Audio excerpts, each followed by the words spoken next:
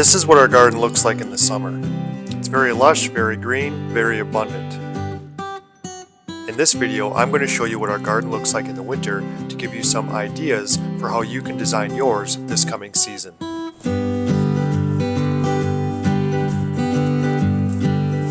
I'd like to share with you a 20 by 40 garden that literally anybody can afford and anybody can build. For those of you who are beginning to garden or thinking about beginning, what I would do is start with a garden that's about half the size of mine. You can grow a tremendous amount of food in a 20 by 20 garden.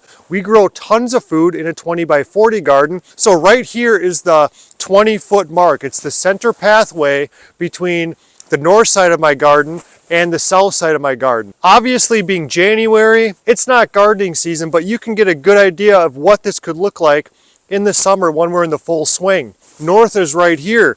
And the reason why you want to focus first on the north side of your garden, especially if you don't know about this little tip, is because you want your vertical structures to be on the north side of your garden generally, so that they don't block the sun from anything on the other side. And when I refer to vertical structures, it's anything that can hold up crops that goes up and down. In this case, we have 3 canopy panel trellises. This is the center one.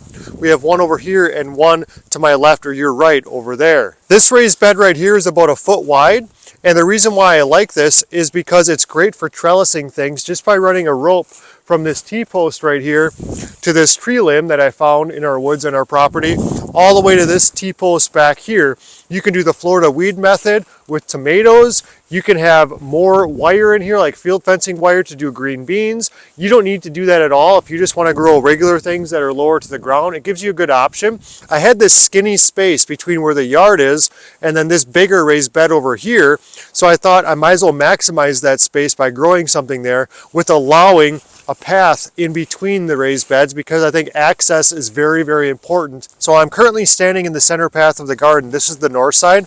This 4 by 10 raised bed I was just referring to is in line with this raised bed and the one beyond it to create a straight line. The reason why I like having 4 foot wide beds instead of 5, for example, is so that you can reach across. Most people can reach 2 feet without a problem. And so if you can reach to the center of the bed and then go on the other side and reach from that side, you can cover the raised bed without an issue. So we've got this little 1 foot wide raised bed that's 10 feet long, just like this one is. 4 by 5 foot raised beds right here.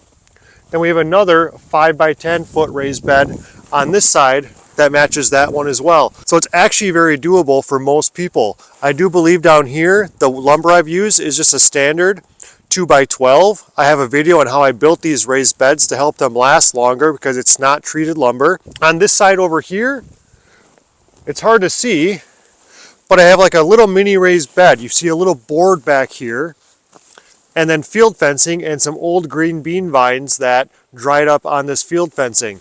This again is a little raised bed. It's about 8 inches wide. Along the edge of the garden, I have trees that are about softball size around that I edge my entire garden with. And then I put a little board back here that separates the walking path and the edge of the garden where I could plant green beans along here. It actually looks really nice.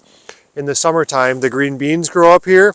Then I do plant some flowers on the ground for pollination over here.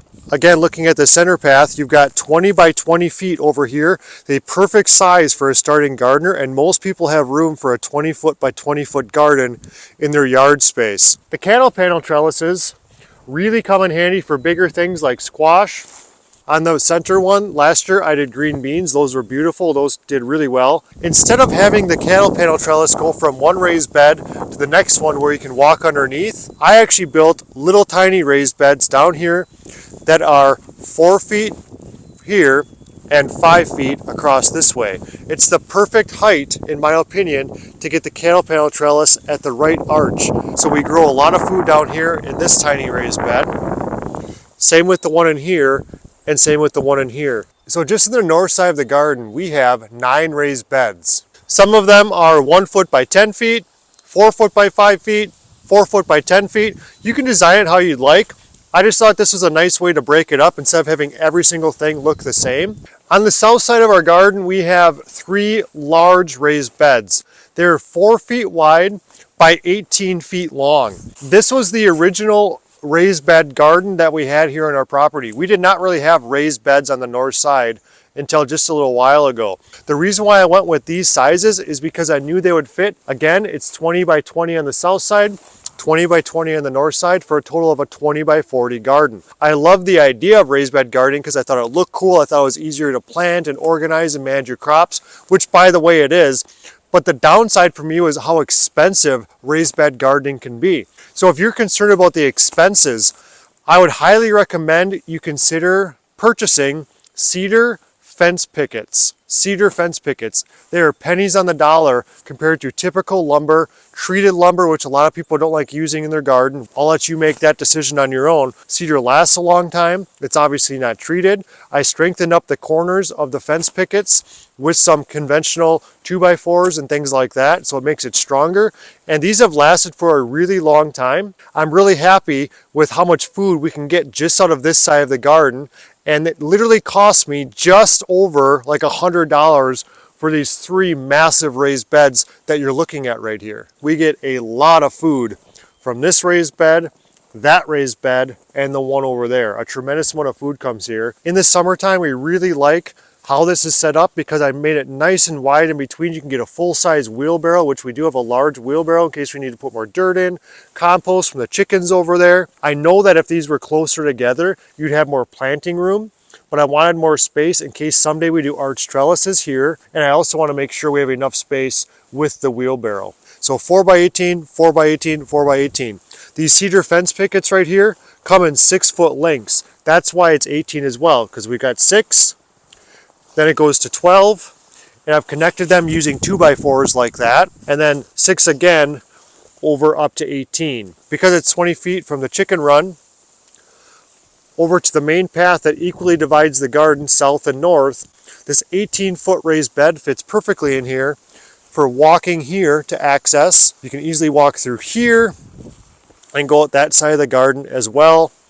And you have access walking here between this 4x18 raised bed and this field fencing right here. We've got some 5-foot field fencing that works really well for growing green beans.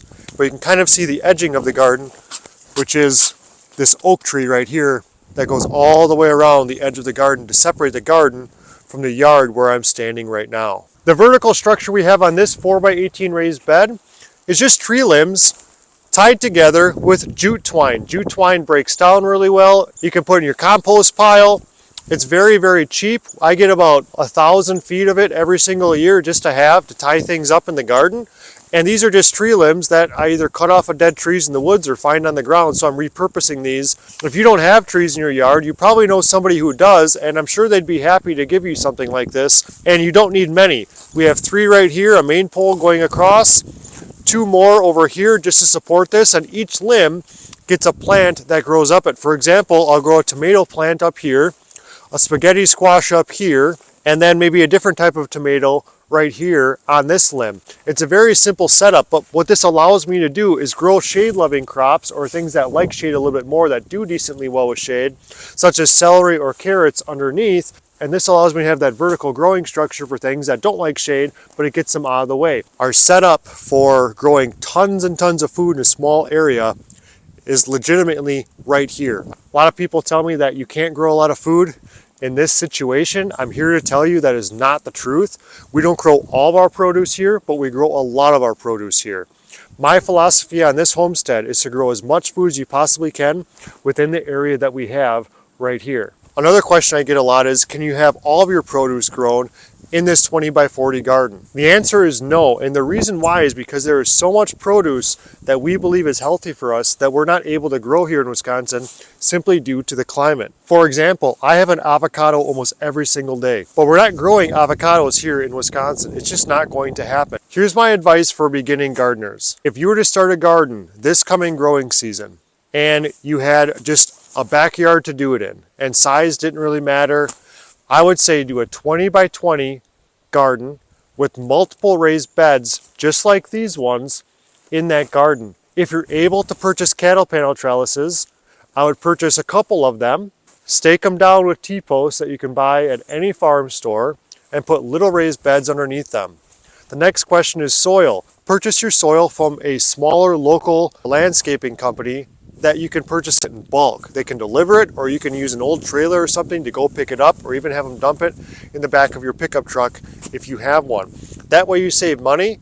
You can buy a whole yard of high quality garden soil in my area for about $45. And after a couple loads, you're gonna have all these raised beds filled.